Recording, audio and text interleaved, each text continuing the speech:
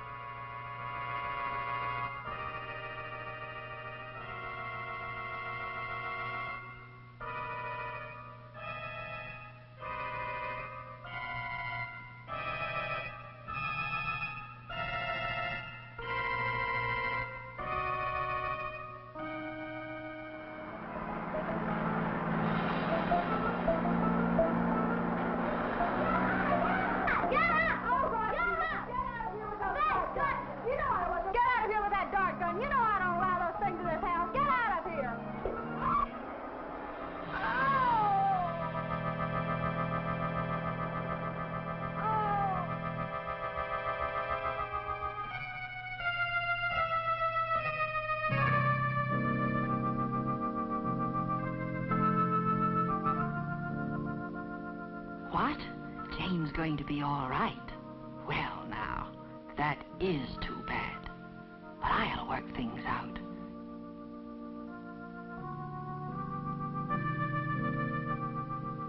These stupid humans. They think things are responsible for accidents. Material things. Like that electric cord that caught Jane's foot. Sometimes they lay their troubles to junk piled on the stairs. Sometimes it's an iron on a shelf.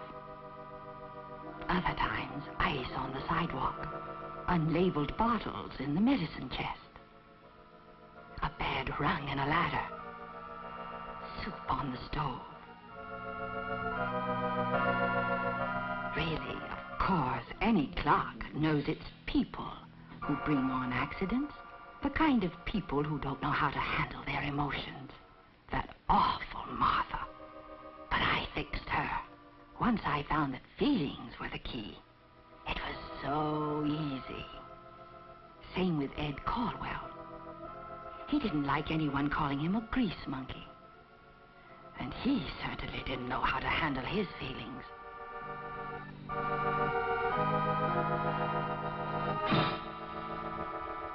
No question about the tie-up between Eddie's feelings and that broken hand. Same way with Martha and her wedding ring. That ring's a symbol to Martha. A symbol for everything she hoped she'd find in marriage. Only fool that she is. Human as she is, she married Jeff Hoover. And Jeff's first love was always the bottle. So Martha waits at home and twists her ring. That's the way it is with these crazy humans. Tension keeps boiling up in them like the soup in Martha's saucepan. It's always been right there, primed and waiting for the moment when they bump up against a dangerous situation. And when they do, well, chalk up another accident. Why? Why, because emotions distract, of course. Those boiling feelings, they take people's minds off dangerous situations. And when that happens, It's just a matter of time until disaster strikes. Like with Martha. If she stops to think about it, she knows hot soup can scald, and that it's important to be careful in the kitchen. But here it is, nearly 7:30. That means Jeff stopped off at Jack's place. So Martha's all upset and angry. She doesn't know what to do. And not knowing, she's blinded by the boiling up of her emotions. Those feelings of hers, they distract her from the dangers of stoves and pans and boiling soup. Jeff's problem isn't quite the same as Martha's. Whiskey isn't really at the heart of it either. You see, back when he was younger, he got all in a swivet over her. Well, over part of her anyway.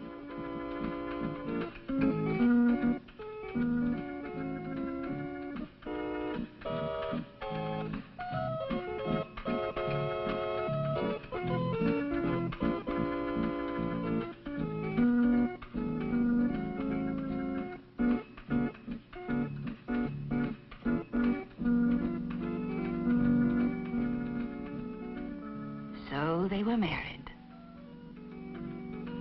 Only then, Jeff found out there was just one thing wrong with Martha. She didn't have anything in that pretty head of hers but buckwheat batter.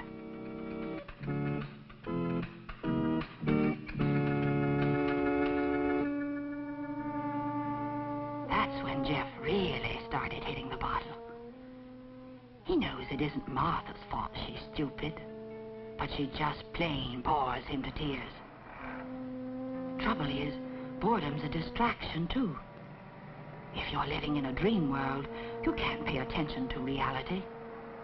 And that gives accidents a chance to happen.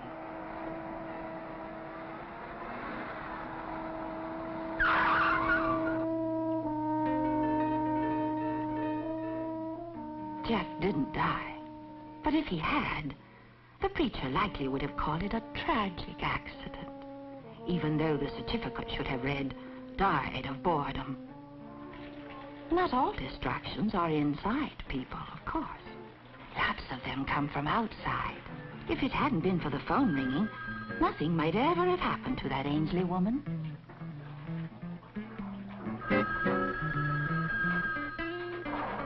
Poor Mrs. Ainsley. She always did wonder what that phone call was about.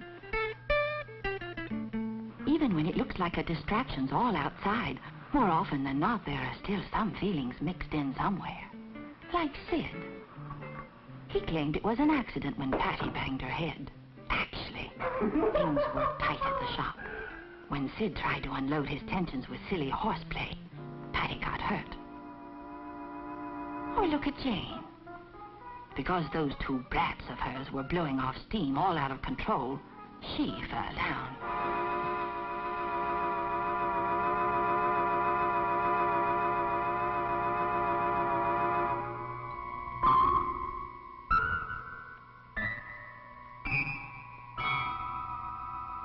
It needn't have happened, of course. Not if that idiot female had showed a grain of common sense. After all, you only have to pay attention to 3 simple rules to put an end to accidents in any home.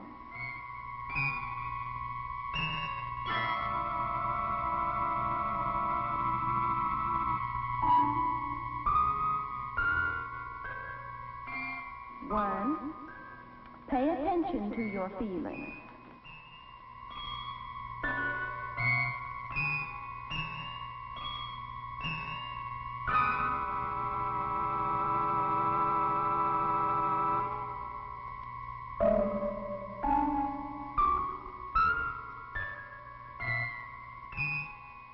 2, beware of boredom.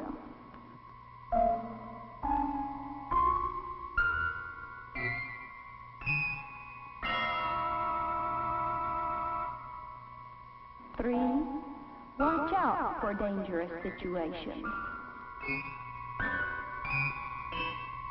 That's all there is to it.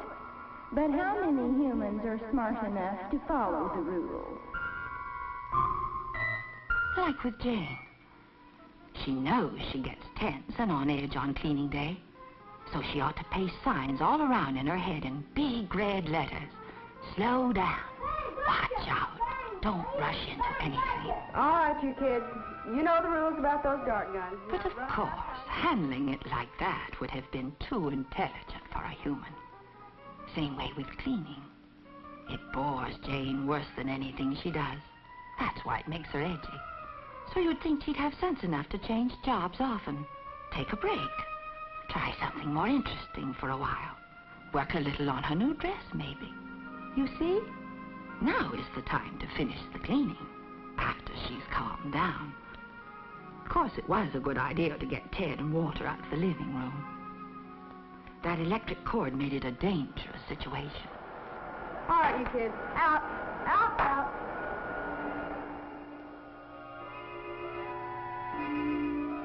Jane wasn't that smart, though. So now she has a wrenched back. And she'll have more before I'm through with her. Call me an eyesore, will she? No! Jane, honey, what is it? What's wrong? What is it? Take it easy. She must have been having a nightmare. Oh, if it only was a dream. Milk, you can't imagine. It's that clock in the living room. You know we've been over that confounded clock a dozen times. We can't get rid of it. My mother would have a fit. But it's alive. Talking to me. Taunting me. It hates me. That's why I had this accident. And it says I'll keep on having them. It must be those pills the doctor gave you. You're just imagining things. No, Milt. That clock talked. It did. It did. She's so right, of course. But she won't get anyone to believe her. And by the time she's up and about, she won't be sure of anything herself. But she will keep having accidents. She can count on that.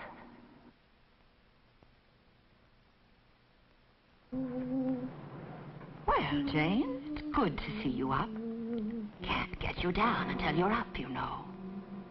Now we need to set the stage for that next accident. Make it seem properly accidental. Tiger here should do nicely to trip over. A little temper will help, too. What's going on around here this morning? Aren't you going to get me any breakfast? Well, Your Majesty, maybe it's just about time you got your own breakfast. Now, an outside distraction to get things moving. Here we go. Jane, did you learn anything from that last time you had an accident? What are you talking about? Let go of me, you big baboon. You know what I mean. You're liable to break your neck if you go charging out of here in all directions. Please, honey. Milk, I must be crazy. And after that nightmare and all those good resolutions I made about being careful. Thanks, Milk.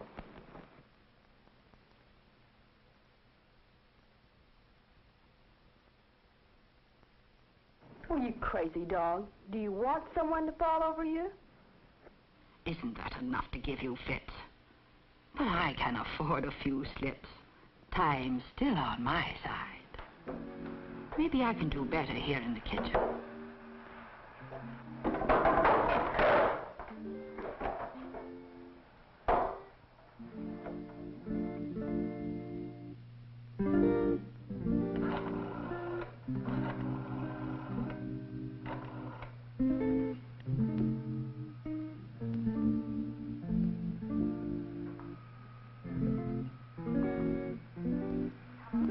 Hi, Madge. This is Jane. Say, why don't you come over and have a cup of coffee with me? I've been cleaning this house all day, and I'm just about to go out of my mind. Okay, say, bring that new pattern of yours. I'd like to look at it. Okay, I'll see you in a little while. Bye.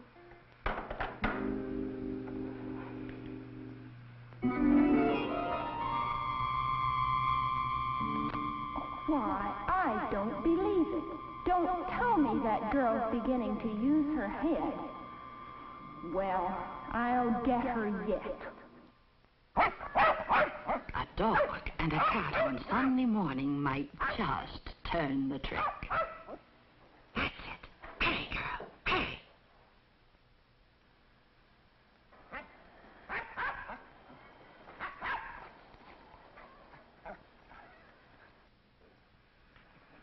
Hey, Jane. What gives? Oh, Tiger has a cat up a tree. But you know, I guess I'm getting smart in my old age. He'll just have to learn about cats on his own, because I'm not about to go charging out there in my night clothes. So there, you old eyesore. Aren't you disappointed?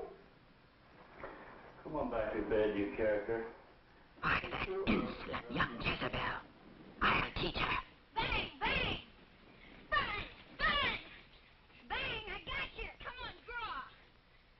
Well, I don't know. All right, now, Ted, you remember what Mom said. Oh, you draw. That's it, boy. Yeah, I did. Ted, Walter, give me that gun.